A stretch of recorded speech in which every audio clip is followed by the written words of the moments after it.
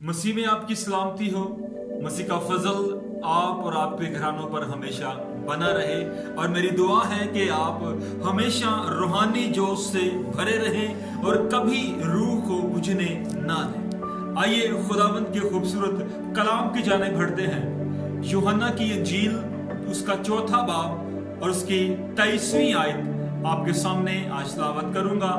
लिखा है, मगर वो वक्त आता है, बल्कि अब ही है कि सच्चे परिस्तार बाप की प्रस्तिश रूह और सच्चाई से करेंगे, क्योंकि बाप अपने लिए ऐसे ही परिस्तार ढूंढता है।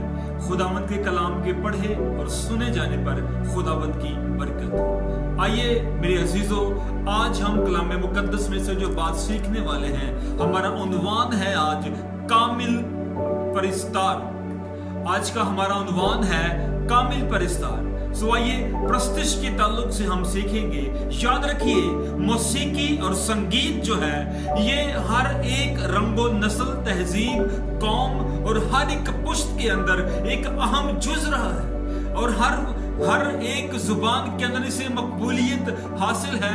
ना सिर्फ जुबानों में बल्कि अहले मशरिक, अहले मगरिब, अहले शुमाल और अहले जनूब के अंदर इसे यकसा मकबूलियत हासिल थी और यकसा मकबूलियत हासिल है। कलाम मुकद्दस के अंदर पैदाइश की किताब 4 बाब उसकी 21वीं आयत के अंदर हमें एक शख्स नजर आता है जिसका नाम योबल है और उसके बारे में लिखा है कि वो बांसुरी और बीन बजाने वालों का बाप।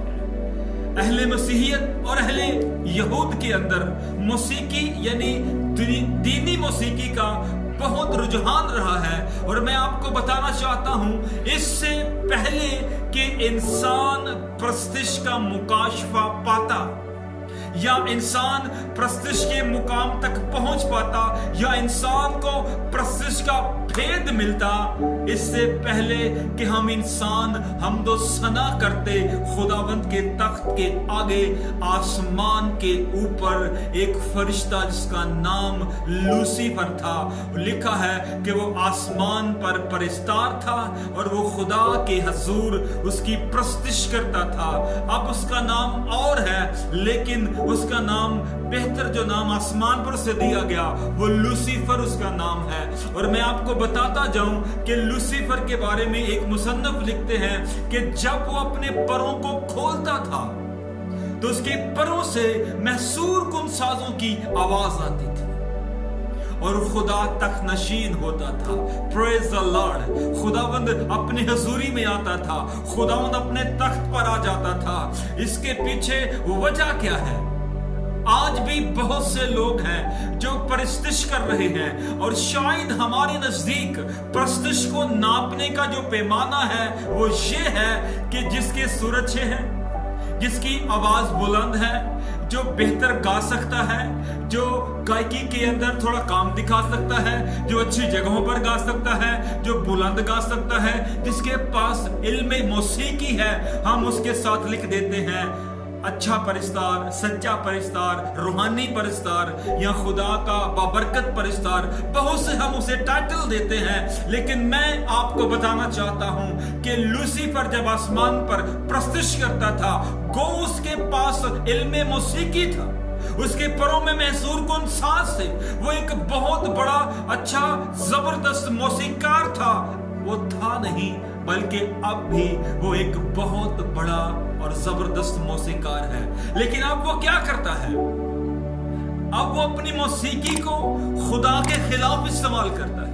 अब जो जिस्म के लिए गाते हैं, जो जिस्म की तारीफ के लिए गाते हैं, उन पर उसने अपने सुरों को बखेरा है, क्योंकि खुदा ने उससे कोई भी इख्तियार वापस नहीं लिया है।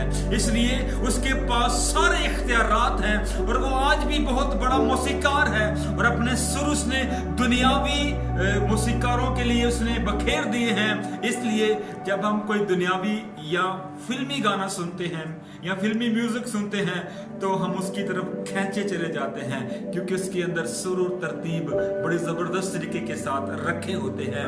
आज भी बहुत से परिस्तार जो मौजूदा वक्त के अंदर हैं वो उस्तादों से सीखते हैं, बाज ऐसे परिस्तार हैं वो गैर मसीही उस्तादों के पास सीखने जाते हैं।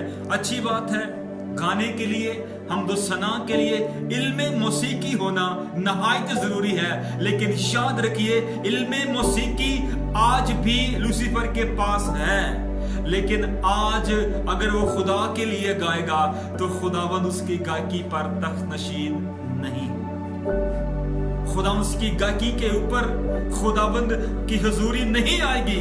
क्यों? क्योंकि अब वो खुदावंद की इज्जत नहीं करता। अगर आप अच्छे परिस्तार बनना चाहते हैं तो याद रखिए, जब लूसीफर आसमान पर गाता था तो उसकी वजह यह नहीं थी कि वो बड़ा इल्मे मौसीकी का माहिर था, वो संगीत में माहिर था, वो सब कुछ अपनी जगह पर ठीक है, लेकिन सबसे जो जबरदस्त उसके अंदर बात थी वो ये है कि वो खुदावंद की इज्जत करता था, खुदावंद के तख्त के ताबे रहता था, खुदावंद के हुक्म के नीचे रहता था। इसलिए जब वो साज बजाता, जब वो गाता, जब वो प्रस्तुत करता तो खुदावंद की हजूरी वहां पर छा जाती। और ये जरूरी भी है कि जब लिखा है कि जब साज और आवाज मिल गए तो खुदावंद का अबर छा गया। लेकिन जहां साज और आवाज मिल भी जाए लेकिन खुदावंद की ताबेदारी ना हो, जहां खुदा के हुक्म के नीचे ना हो लोग, जहां खुदावंद का एहतराम ना करते हो, तो वहां पर जितना मर्जी सुर संगीत मिल जाए खुदावंद की हजूरी नहीं आती। आज मैं एक मैसेज देना चाहता हूं अपने परिस्तान बहन और भाइयों को कि आप अगर कामिल परिस्तार बनना चाहते हैं तो याद रखिए खुदावंद के हुक्म के नीचे आ जाए, खुदावंद की इज्जत करें, खुदावंद के अहकामात को माने। तब जब आप गाएंगे, खुदावंद की हुजूर प्रस्तुत करेंगे, तो फिर मैं समझता हूं खुदावंद की हजूरी, खुदावंद की प्रेजेंस जो है उस जगह पर ठहर जाएगी जहां आप उसके नाम की तारीफ करेंगे। इसलिए आगे पीछे भागने की कोई जरूरत नहीं है, खुदावंद के हाथ के नीचे ठहरे रहें, वो आपको खुद सरफराज करेगा और कामिल प्रस्तार बना देगा। खुदावंद आप सबको बरकत दे। आमीन।